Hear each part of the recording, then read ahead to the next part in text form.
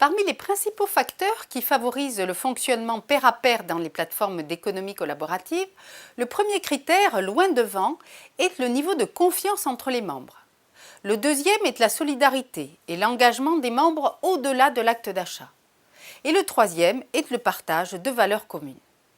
On retrouve dans ces deux derniers cas les motivations hybrides intrinsèques-extrinsèques que représentent le partage de valeurs, partage de coûts, prix bas, créer un nouveau mode de consommation, l'engagement et la solidarité entre pairs, et enfin le besoin de lien social.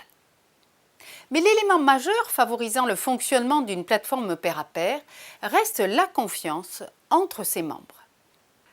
Ceci est un réel challenge, voire un paradoxe. En effet, les plateformes d'économie collaborative s'appuient sur la foule et mettent en relation des individus qui ne se connaissent pas, qui se situent dans des zones géographiques parfois très éloignées.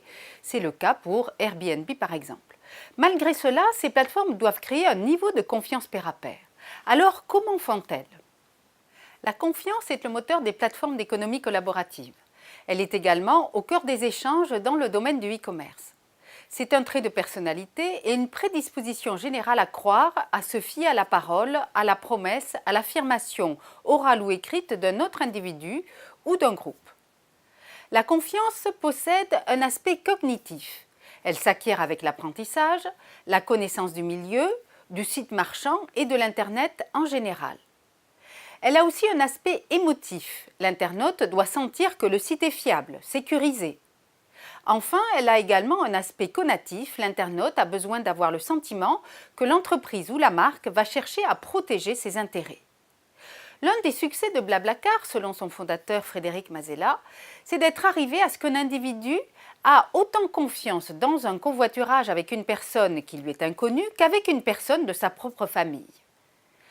Plusieurs éléments sont mis en place par les plateformes d'intermédiation pair à pair pour établir un système de confiance dans le service et entre les membres. Le premier élément qui favorise la confiance, c'est le profil utilisateur. Blablacar, par exemple, se positionne comme une communauté de confiance. Les informations d'email et de téléphone sont vérifiées. Plusieurs critères spécifiques du profil sont proposés, fumeurs ou non, animaux ou non, qui aiment la conversation ou non. La photo, les avis créent de la confiance. L'assurance et le permis de conduire sont également obligatoires et les profils sont modérés. Un deuxième critère de confiance est l'intermédiation par la plateforme de la transaction entre les pairs. Elle prend en charge les échanges financiers et il n'y a donc pas directement d'échanges financiers de particulier à particulier. Reprenons l'exemple de Blablacar. Le passager va régler sa course sur le site, qui se charge ensuite de faire un virement au conducteur. Le paiement du passager se fait par carte bleue et est donc sécurisé, ce qui permet au conducteur d'être assuré d'être payé. Un troisième élément de confiance repose sur les évaluations entre pairs. Pour chaque service consommé, l'utilisateur du service va fournir un avis. Si l'évaluation s'effectue sur un critère général, par exemple un nombre d'étoiles global, le niveau de confiance perçu n'est pas très élevé, car il y a un biais de mesure. Chaque individu note selon ses propres critères et finalement on ne sait pas ce qui est évalué.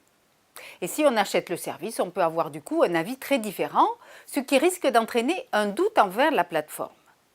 Une confiance élevée peut être mise en place par la plateforme en proposant des critères très précis d'évaluation.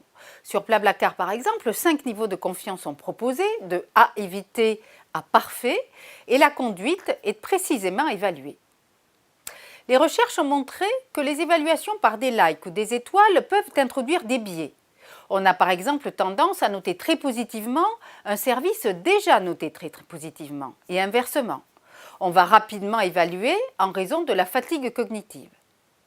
Il faut donc que les plateformes d'économie collaborative soient très vigilantes aux évaluations, en définissant les critères les plus précisément possibles, tout en minimisant le temps de l'évaluation par l'utilisateur. L'étude des évaluateurs est également très pertinente, car les évaluateurs ne sont pas toujours les plus utilisateurs du service. Ils sont au cœur du processus de confiance.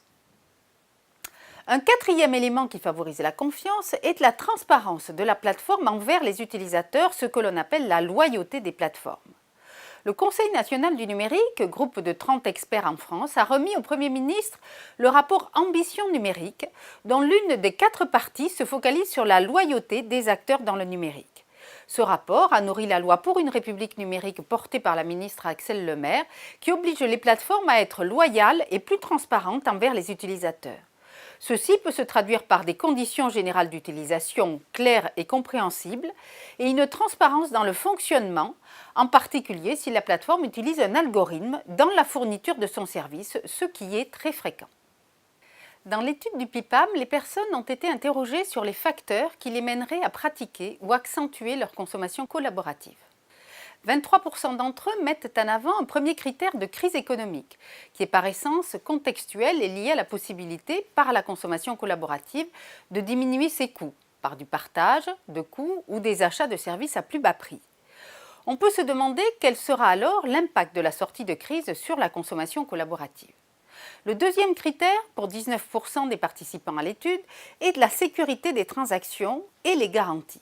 On retrouve ici la question de la confiance et on peut constater que l'image de la consommation collaborative n'est pas assez forte sur la question de la confiance, probablement liée au fait que toutes les plateformes ne travaillent pas suffisamment les éléments de confiance que nous venons de discuter. Les 2 facteurs suivants sont liés aux valeurs, envie de changer le système, préoccupation environnementale.